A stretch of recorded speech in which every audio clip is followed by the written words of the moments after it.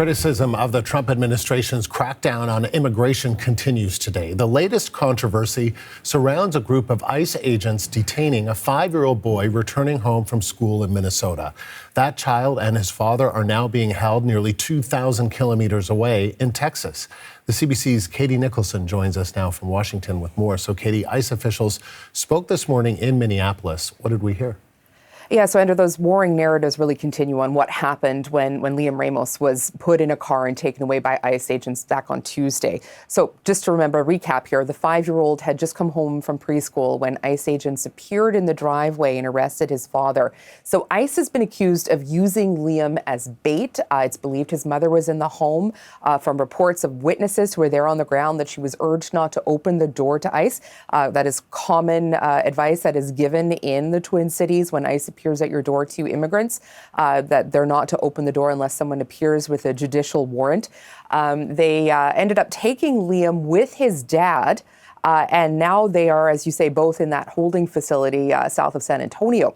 So what we heard today from Marcos Charles, he's the acting executive associate director with ICE. He defended the actions of ICE today, and he repeated some of what DHS had previously posted on X about this situation. Just take a listen to what he says here. After conducting the arrest, my officers stayed with the child. They cared for him, took him to get something to eat from a drive-through restaurant, and spent hours ensuring he was taken care of. Again, my officers did that, not his father. My officers did everything they could to reunite him with his family. Tragically, when we approached the door of his residence, the people inside refused to take him in and open the door. Let me say it again. They saw the young boy and they refused to open the door and take him back. Now, Charles said Liam's dad did at some point request to keep Liam with him, and then ICE obliged. So we got a very different version last night from the local school board officials who were on the scene when this apprehension happened and who say it was clear that there were people there who could have also taken custody of Liam, supposing that the mother didn't want to open the door. There were other people who could have done that, they said. Here's Mary Granlund. She is the chair of the school board of Columbia Heights Public Schools. I heard, "What are you doing? Don't take the child."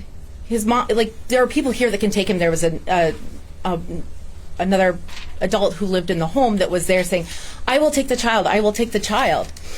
Somebody else was yelling. They saw that I was there and said, "School is here. They can take the child. You don't have to take them." Mom was there. She saw out the window.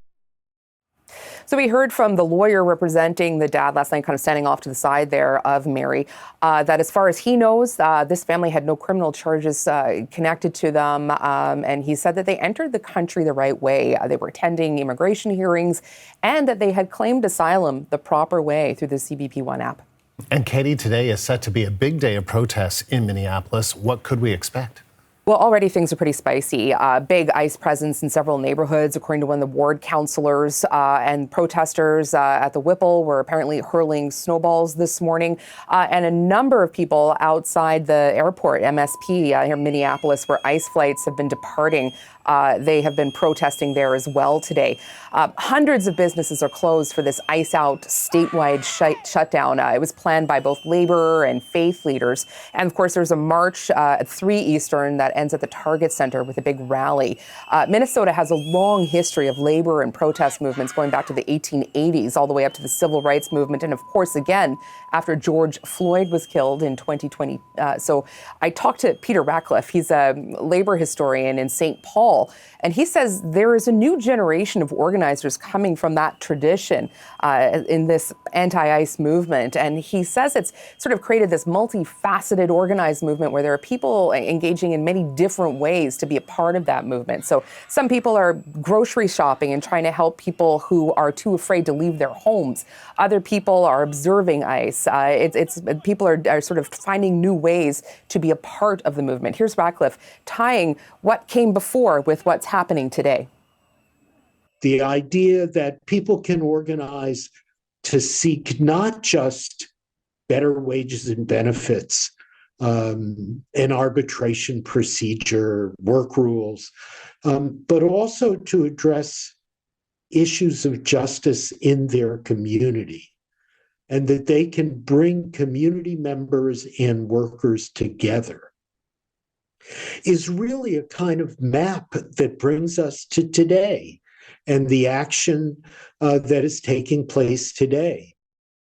I was speaking with some organizers this morning. They tell me that they're going to do those wide awake protests again tonight. That's where people sort of congregate outside these hotels where they believe ICE is staying and make a lot of noise to try and prevent the ICE agents from feeling comfortable, from sleeping, that sort of thing. And just one more update for you, Andrew, that on the Hennepin County Medical Examiner's Office, they have released a finding on the death of Renee Good and have ruled it a homicide. Katie, thank you. CBC's Katie Nicholson live in Washington.